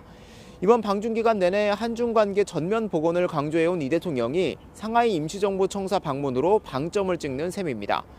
이 대통령은 이에 앞서 오늘 오전에는 한중 벤처 스타트업 서밋에 참석해 콘텐츠와 의료, 인프라, 에너지 등 분야에서 디지털 기술로 혁신을 주도하는 기업인들을 만나 격려합니다. 특히 양국의 청년 창업가들과 교류하면서 벤처와 스타트업 분야를 양국 협력의 새로운 축으로 만들어 나가는 방안을 모색한다는 계획입니다. 이 대통령은 상하이 방문 첫날인 어제는 천진잉 상하이시 당서기와 만나 민생에 직접 관련 있는 경제 분야 협력이 가장 중요하다고 강조하기도 했습니다. 또 이를 위해선 양국 국민 간의 불필요한 오해를 최소화하고 우호적 감정을 잘 살려야 한다고 언급했습니다. 이 대통령은 오늘 상하이 일정이 끝나면 3박 4일간의 국빈 방중 일정을 모두 마치고 귀국길에 오를 예정입니다. 지금까지 중국 상하이에서 YTN 홍민기입니다.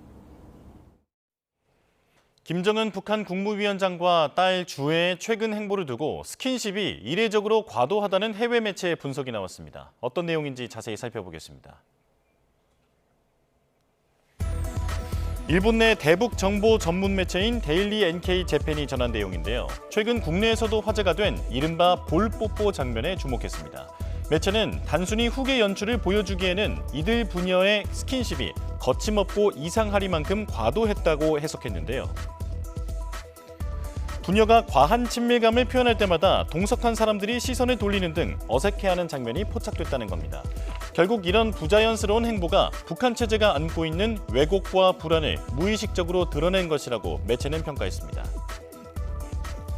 이 매체는 또 신년 금수산 태양궁전 참배 장면에도 주목했는데요.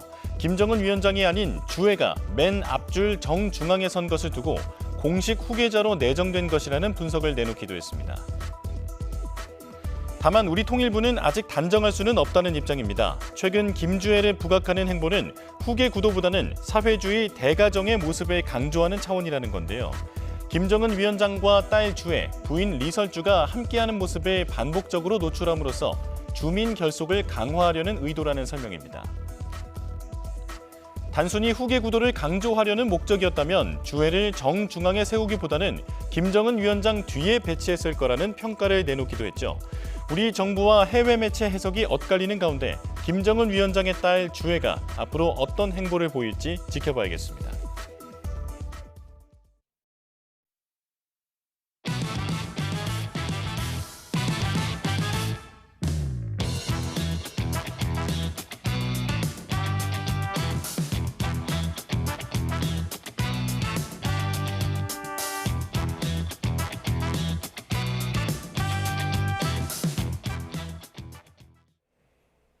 세계 최대 IT 가전 전시회 CES 2026이 혁신가들의 등장을 주제로 오늘 새벽 개막했습니다. 피지컬 AI가 가장 큰 화두로 떠오른 가운데 미래의 삶을 바꿀 기술을 보려는 구름 인파가 몰렸는데요. 미국 라스베이거스 현장에 나가 있는 취재기자 연결합니다. 박기원 기자. 네, 미국 라스베이거스 컨벤션 센터입니다. 네, 박 기자 뒤로 굉장히 많은 인파가 보이는데요. 현장 분위기 어떻습니까? 네, 세계 IT인들의 축제 CES 2026이 드디어 막을 올렸습니다.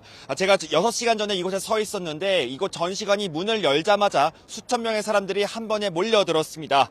세계의 IT 트렌드를 가장 먼저 그리고 가장 빠르게 배우기 위해서인데요.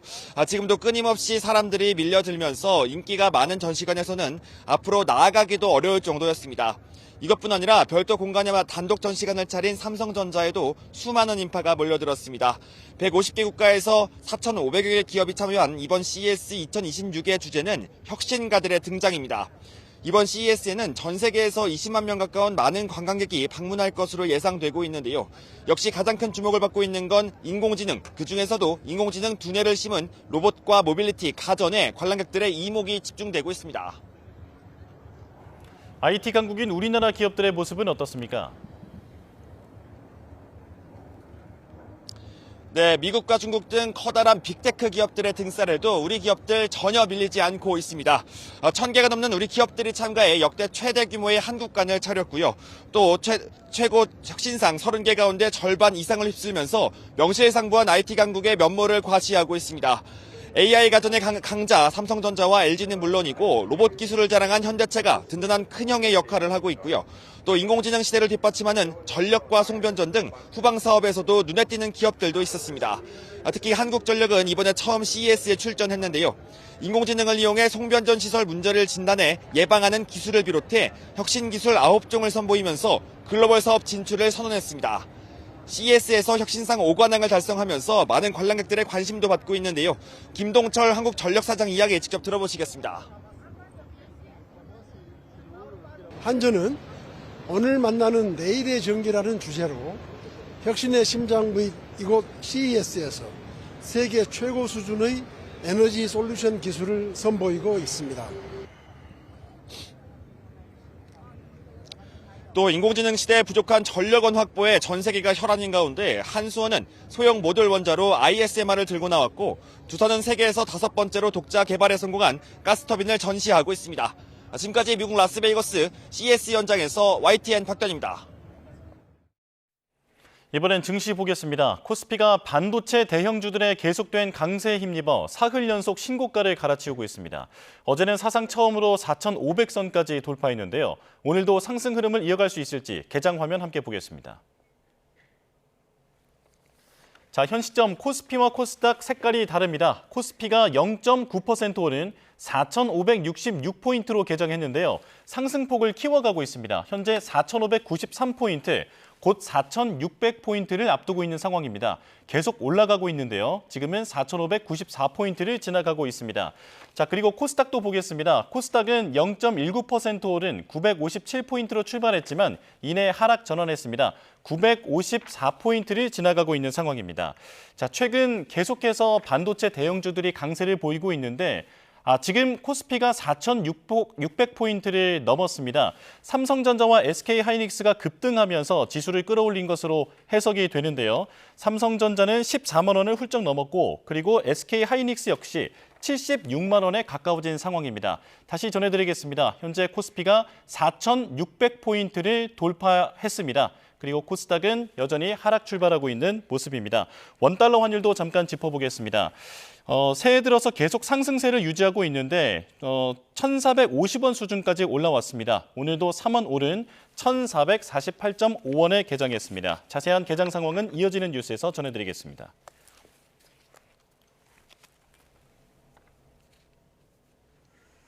네, 비상계엄 관련 사건을 전담할 재판부를 마련하는 내용의 내란 전담 재판부 설치법이 정식 공포됐습니다.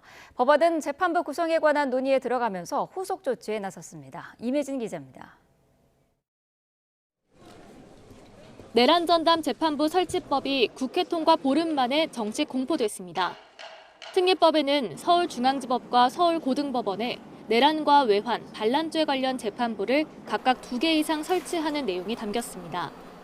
각 법원 판사회의에서 전담재판부 구성 기준을 마련하고 이 기준에 따라 사무분담위원회가 사무를 분담하면 판사회의 의결을 거쳐 법원장이 전담재판부 판사를 임명합니다. 여기에 서울중앙지법은 내란사건 전담 영장법관도 2명 이상 보임해야 합니다. 특례법 시행에 따라 각 법원은 후속 조치에 나섰습니다.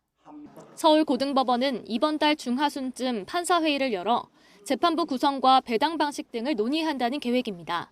서울중앙지법도 오는 19일 예정된 정기 판사회의에서 관련 안건을 논의할 거로 보입니다. 대법원 법원행정처는 서울고등법원과 서울중앙지법의 판사회의 결과를 지켜보고 예규화가 필요한 사항을 검토해 기존 예규를 수정한다는 방침입니다. 내란 사건 본류에 속하는 윤석열 전 대통령의 내란 우두머리 혐의 사건은 부칙에 따라 2심부터 전담재판부가 심리를 맡게 됩니다. 이에 따라 전담재판부 1호 사건은 오는 16일 1심 선고를 앞둔 윤 전 대통령의 체포방해 사건 항소심이 될 것으로 보입니다. 다만 윤 전 대통령 측은 내란 전담 재판부는 위헌이라며 강하게 반발하고 있습니다. 헌법상 금지된 특별법원과 다름없다는 건데 윤 전 대통령 측은 내란 우두머리 사건 변론이 끝나는 대로 위헌법률 심판 재청을 신청하겠다는 계획입니다. YTN 임혜진입니다. 네, 윤영호 전 통일교 세계본부장이 최근 경찰 조사에서 정치인들에게 금품을 준 것이 사실이라는 취지로 진술한 것으로 확인됐습니다. 앞서 김건희 특검에서 이같이 진술한 뒤 말을 바꿨다가 또다시 뒤집은 건데 이번 진술이 혐의 입증에 다가서는 열쇠가 될지 주목됩니다. 양동훈 기자입니다. 통일교의 정치권 로비 의혹을 수사하고 있는 경찰이 윤영호 전 통일교 세계본부장으로부터 정치인들에게 금품을 준 것이 맞다는 진술을 확보했습니다. 경찰 특별전담수사팀은 최근 구치소에 수감 중인 윤 전 본부장에 대한 3차 접견 조사에서 지난해 특검에 진술한 내용이 사실이라는 취지의 진술을 받은 것으로 전해졌습니다. 앞서 윤 전 본부장은 지난해 8월 김건희 특검 조사에서 전재수 더불어민주당 의원과 임종성 전 민주당 의원, 김규환 전 미래통합당 의원에게 각각 수천만 원 상당의 금품을 줬다고 진술했습니다. 하지만 이후 재판에서 돌연 말을 바꾼 뒤 경찰에 앞선 두 차례 접견 조사에서도 혐의를 인정하지 않았는데 또다시 말을 뒤집으며 금품 제공을 인정한 겁니다.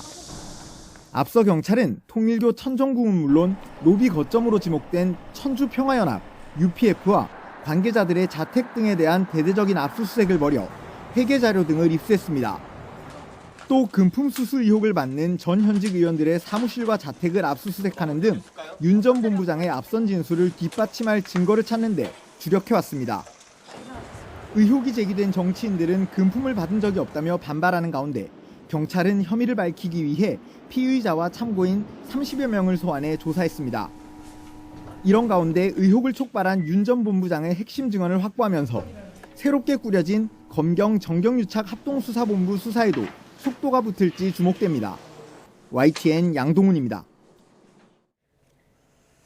고 안성기 배우를 추모하기 위한 시민 추모 공간이 내일까지 운영됩니다. 40년 가까이 최장수 모델로 활동한 브랜드에서 추모 메시지를 내는 등 각별한 인연들이 화제가 되고 있습니다. 김승환 기자입니다.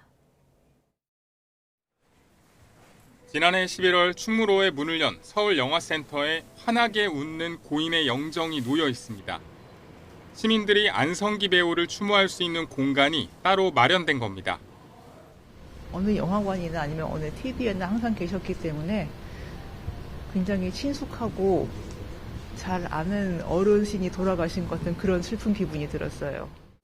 빈소가 마련된 서울 성모병원 장례식장에도 고인을 추억하고 유족들을 위로하는 발길이 이어졌습니다. 이정재, 정우성 배우와 함께 조문객을 맞은 고인의 장남 안다빈 씨는 SNS에 따뜻한 위로, 진심으로 감사드린다고 짧은 인사를 남겼습니다. 고인과 영화 데뷔작을 함께했던 배우 황신혜는 예능 프로 제작 발표회에서 고인을 떠올리며 눈물을 흘렸습니다. 영화계 쪽에 기둥으로 남아주셨었는데 이렇게 너무 일찍 떠나신 거에 대해서 너무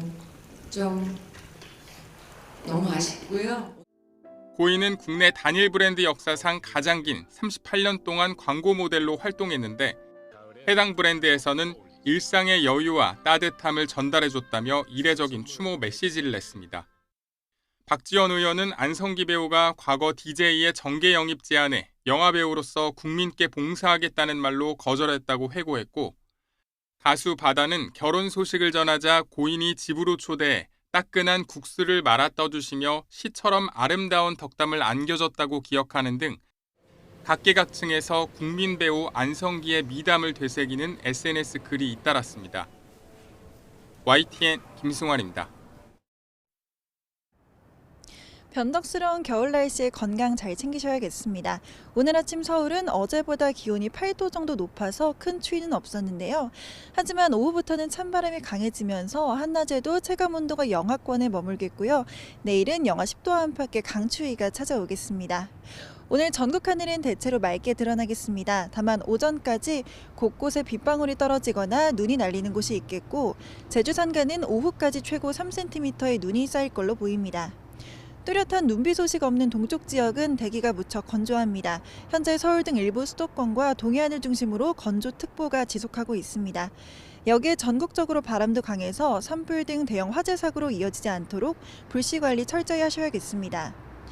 낮 기온은 서울이 1도, 대전과 전주 5도에 머물겠고 아침 기온과 큰 차이 없거나 오히려 낮은 곳도 있겠습니다. 내일은 강추위가 찾아오겠고 금요일 밤 중부지방을 시작으로 주말에는 전국에 비나 눈이 내릴 전망입니다. 현재 서해 먼바다와 동해 먼바다에 풍랑특보가 내려져 있습니다. 특보 지역에서는 물결이 최대 4m로 높게 일 수 있어서 항해나 조업하는 선박은 안전사고에 유의하셔야겠습니다. 지금까지 YTN 정세현입니다. 네, 뉴스업 수요일 순서 마칩니다. 내일 다시 뵙겠습니다. 고맙습니다.